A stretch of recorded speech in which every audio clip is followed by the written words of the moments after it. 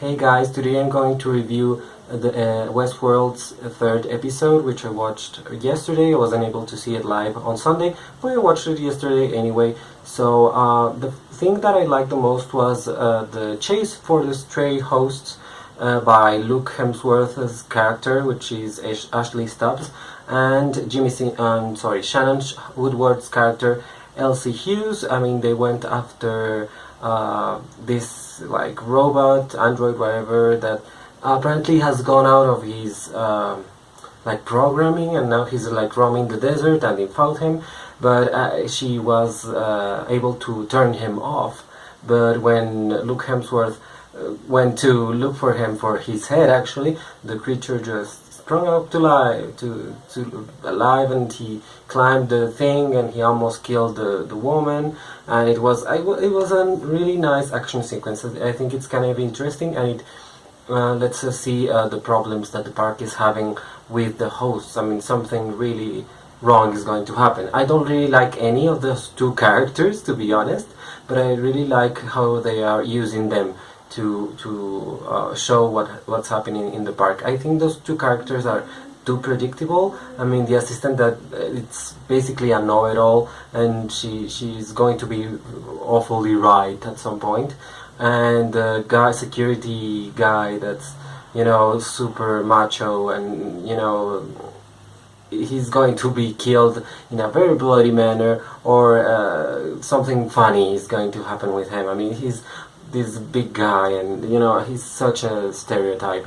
I think that character is very, very, by the third episode I just noticed that character is really not well written. It's really stupid, to be honest. But stereotypes plague every single network, every single series, everything that's done in TV and in cinema, so of course there are going to be some of them.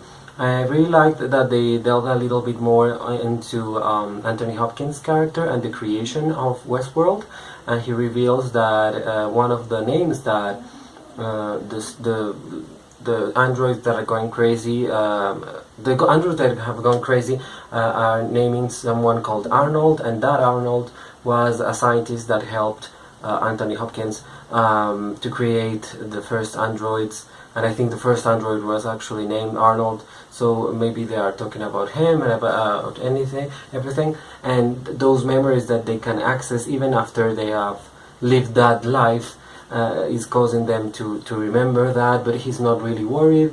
And Jeffrey Wright's character is really dark. I mean, we know that his son is dead. I mean, it was pretty obvious his son was dead.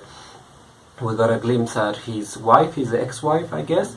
And he's the bad guy in the series, I think.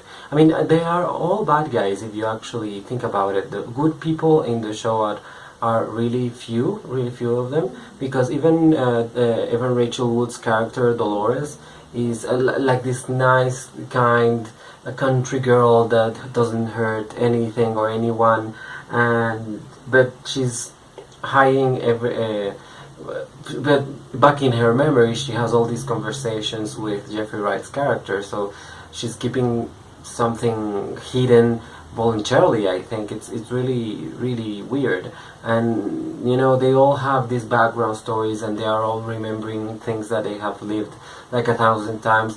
Like James Martin's character was a little dull, and thank God Anthony Hopkins got him to do something else, because he was getting really boring. I mean, after Rachel Wood and all the romantic stuff that we don't really care about.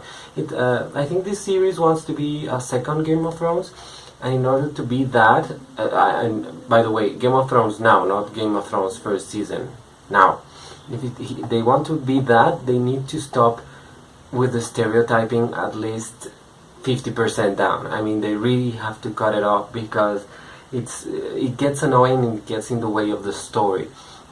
I mean, all these thank God there was a cowgirl in the episode yesterday, and she was really kick-ass and really amazing. I don't know the name of the actress, but she was really great, and I really enjoyed it.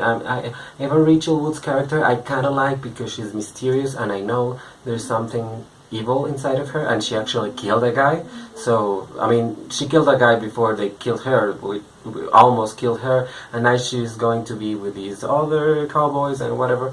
But at least they try something. Sandy Newton's character is this poor whore that remembers her past life and how she is a robot. Actually, she actually remembers that, and but not much more is used. And there are the other prostitutes, but nothing more. I mean, women are really not very deep in this series, and if we take into account Game of Thrones, we have Cersei, we have Sansa, we have Khaleesi, we have so many great women. I mean, I'm not remembering every single one. I mean, Game of Thrones has turned into a women empowerment series, and Westworld is apparently not there yet. I mean, as of this season, it's not there yet. The characters, although as I said, Evan Rachel Wood's character is really interesting. I really think Jeffrey Wright it's kind of interesting, but the other characters, not so. Anthony Hopkins, of course, but the rest of the characters are really, really dull. I mean, they are not very deep. They haven't really played with the possibilities of the screenplay, I think, and the story is amazing, and the science fiction and the western part of the story is actually really great, because we all know westerns are a thing of the past. No, I mean, I don't care what Quentin Tarantino says. The western was practically dead until Tarantino, and now Westworld have taken it back into the fold, if you want. But most people won't be. I mean, if they have to choose between a western and a science fiction movie, they will go and see the science fiction movie. Western is something that's so ingrained in the past, and that I think it's really difficult to make it new and to make it interesting. And thankfully, Westworld has the science fiction part to it, and I think they have to start exploring that much more. I mean, Sunday's episode, they really did it with Jeffrey Wright's call to his wife, and some shots inside the facility. But apart from that, they haven't really played with it, with the shock actually between the western part and the science fiction part. I think that's very interesting. They should play a lot with it. I mean, a lot more with it. Sorry. I think it was really interesting that Anthony Hopkins' character addressed the fact that all the hosts are naked when they are checked, and some people are really stupid and they are like, oh, HBO just wants nudity at every turn, and they have to be naked every now and then.